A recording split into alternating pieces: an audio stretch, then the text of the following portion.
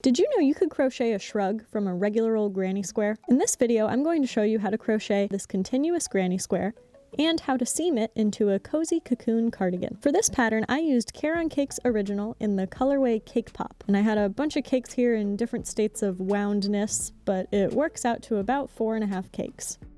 I also used a 5.5mm crochet hook, and consider going up a hook size or two from what your yarn calls for added drape. To begin this continuous granny square motif, make a slip knot,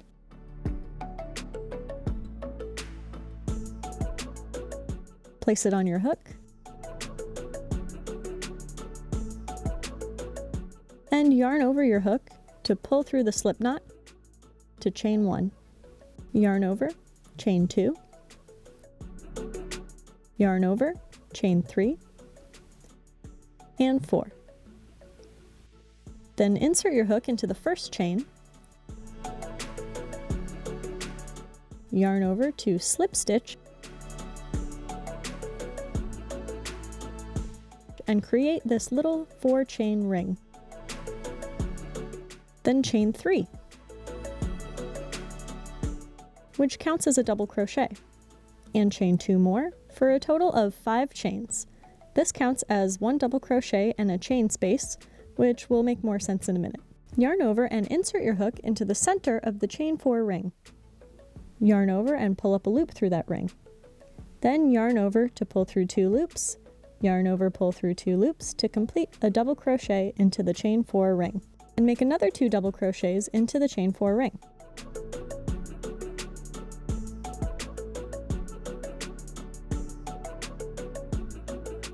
You'll have 3 double crochets in the ring plus your starting chain 5. Then chain 2, and make another set of 3 double crochets into the center of the chain 4 ring.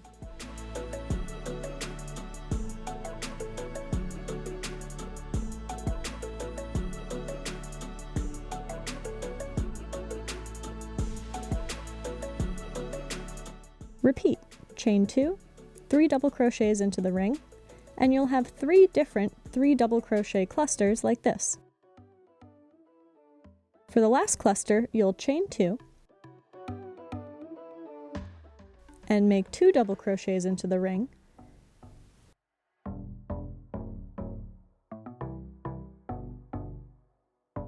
and then part of the chain 5 here will become the 3rd double crochet of that cluster. So slip stitch into the 3rd chain of that chain 5 to complete the round. And then slip stitch into the center of the adjacent chain 2 space to begin the next round. For round 2, you'll begin with a chain 5,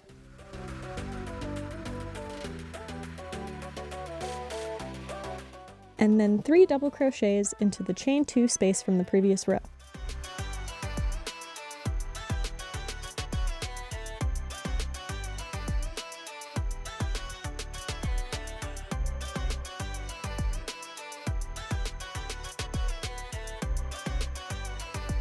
Chain 1 to get over to the next corner, and into that corner work 3 double crochets,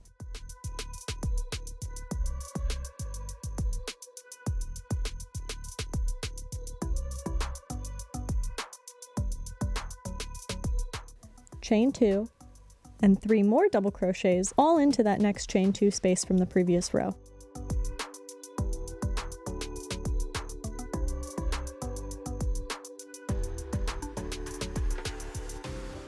Again, chain 1 to get over to the next corner and repeat. 3 double crochets, chain 2, 3 double crochets, all into the next corner space.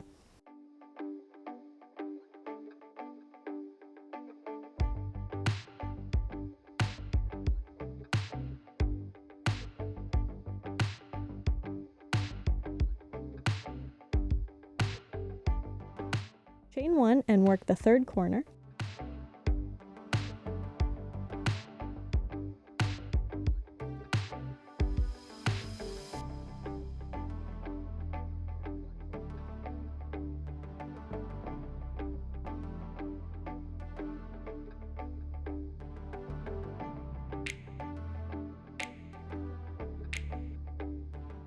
chain 1, and just like at the end of the first round, we'll work 2 double crochets into the next chain space.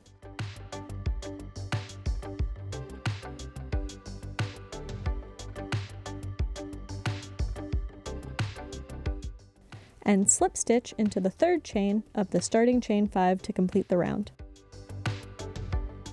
Again, we'll slip stitch to begin round 3 and chain 5.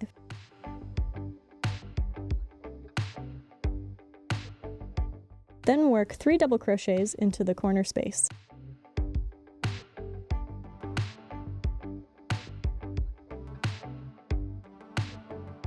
Chain 1.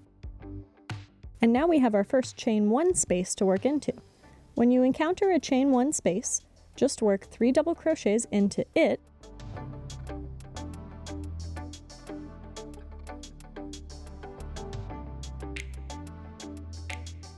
and chain 1. Then we come to a chain 2 space, or a corner. And you know what to do there.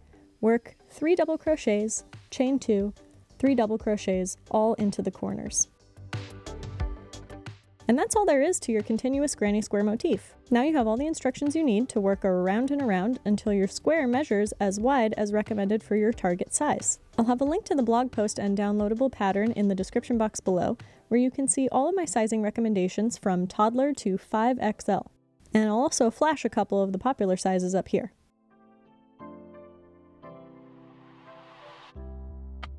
I also want to point out that with this continuous granny square motif, it likes to twist a little cattywampus like this, because you never turn your work. So if yours is skewing and isn't laying perfectly square, don't worry, because that'll all be taken care of once we seam the project. So when your square is as big as you need it to be, it's time to seam the armholes. I left my working yarn attached to use for the seaming on that side, and in order to seam, you're going to fold your square in half.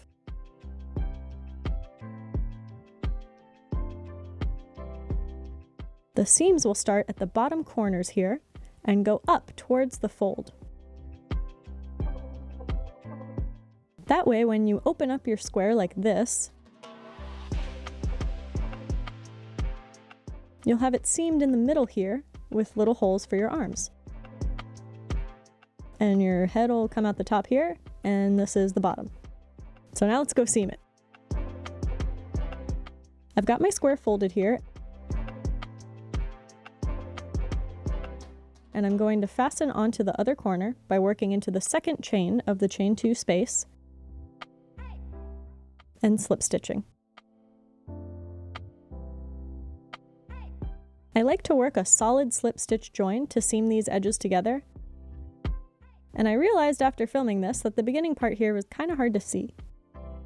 And I actually did another tutorial for this seam where you can see more clearly how it's done, so I'll have a link to that seaming tutorial down below. But basically the idea is working down into the back loops of stitches on either side, lining them up stitch for stitch, and slip stitching them together.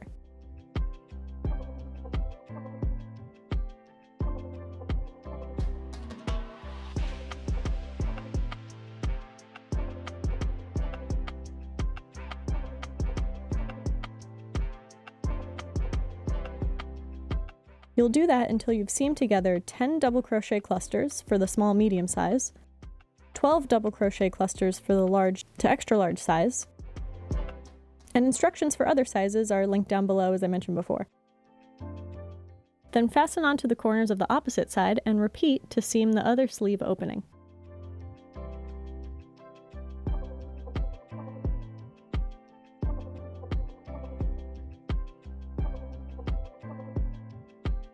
Now let's see what we got here. We seamed up the sides in this rectangle configuration. So we've got our little armholes right here and here. Then you can open up the shrug like this and see your little cocoon shrug starting to take shape. Now let's go try it on.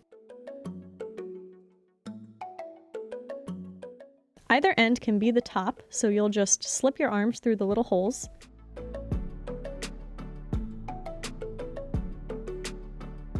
And adjust it till it hangs how you'd like. We've got some good butt coverage, always nice on leggings day. And the seam is barely noticeable, just how you want a seam to be. And And I wanted to add that for extra credit, you can fasten onto the edge here and work a border all the way around the opening of the cardigan for more coverage in the front and down the back.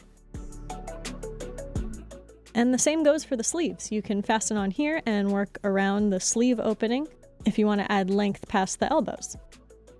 Or just leave it like this because it turned out really cute and cozy and it's perfect for spring. So there you have it. I hope you enjoyed this tutorial, and if you've never crocheted a garment before, this is a great beginner pattern for that. I tried to take some of the guesswork out of the sizing by giving you a sizing chart on my blog, so make sure to check out the link to that down below. And tag me on Instagram if you make this cardigan for yourself and post it there, because I'd love to see it. Thank you so much for watching. I'll see you next time. Bye!